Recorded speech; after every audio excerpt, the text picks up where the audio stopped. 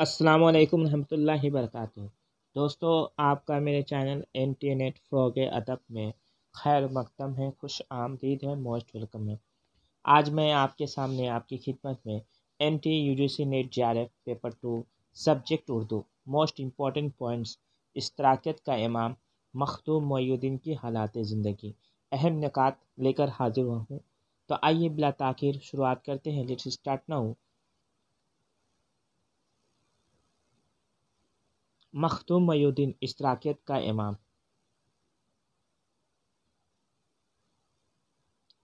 مخدوم Mohiuddin اشتراکیت کا امام مخدوم محی الدین کا شمار صف اول کے ترقی پسند شعراء میں ہوتا ہے۔ وہ حیدرآباد کے قریب میڈک میں 1908 میں پیدا ہوئے۔ انہوں نے حیدرآباد میں ہی تعلیم حاصل کی تھی۔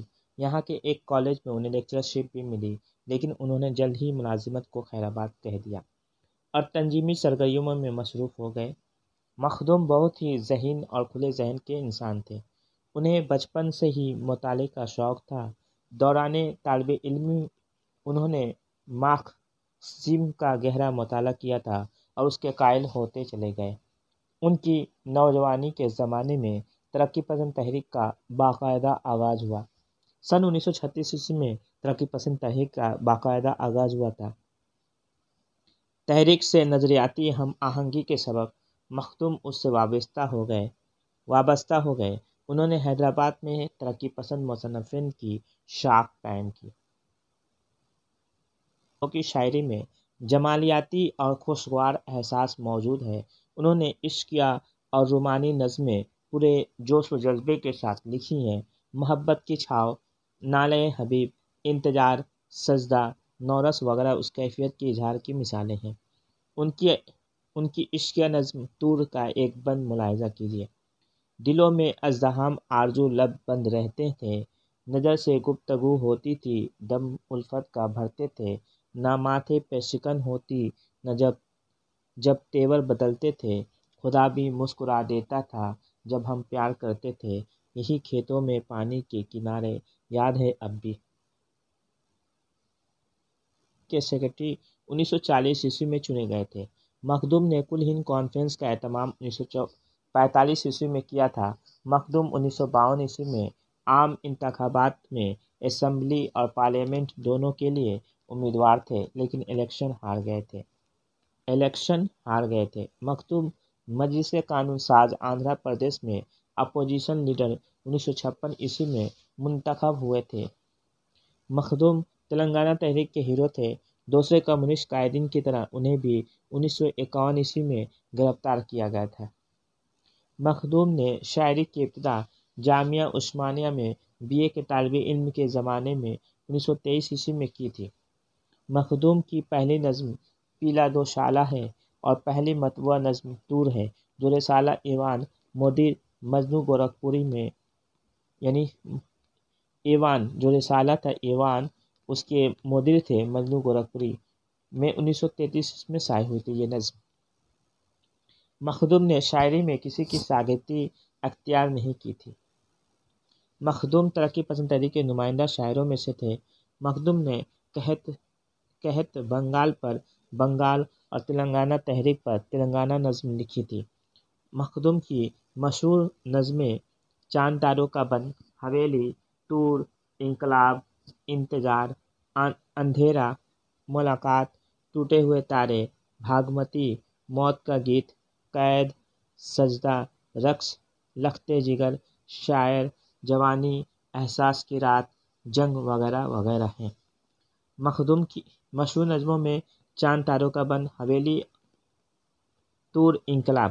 چاند تاروں کا بند، حویلی اور انقلاب یہ ہمارے نصاب میں شامل بھی ہیں۔ مخدوم محی الدین کی مشہور نظمیں ہیں جو نیٹ کے نصاب میں شامل بھی ہے۔ ان نظموں کے بارے میں بھی پڑھنا ہے۔ اس کے علاوہ ان کی مشہور نظموں میں انتظار ہے، اندھیرا ہے، ملاقات ہے، ٹوٹے ہوئے تارے ہے، بھاگمتی ہے، موت کا گیت ہے، قید ہے، سجدہ ہے، رقص ہے، لخت جگر ہے، شاعر ہے، جوانی ہے، احساس کی رات ہے، جنگ وغیرہ وغیرہ، یہ سب ان کی مشہور نظمیں ہیں۔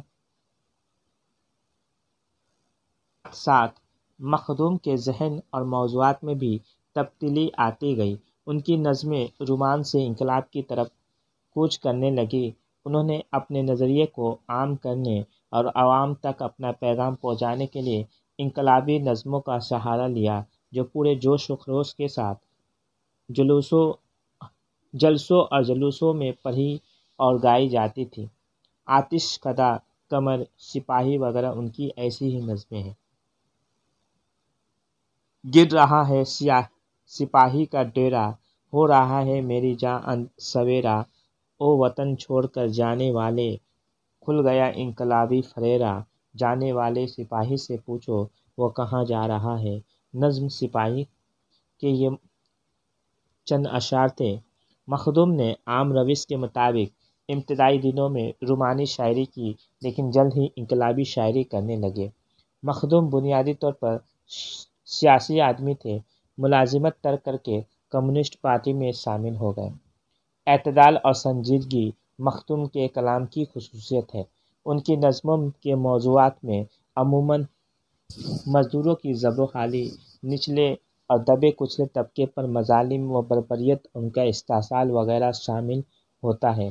1969 میں یہ انقلابی شاعر ہندوستان کی راجدھانی دلی میں انتقال کر گیا۔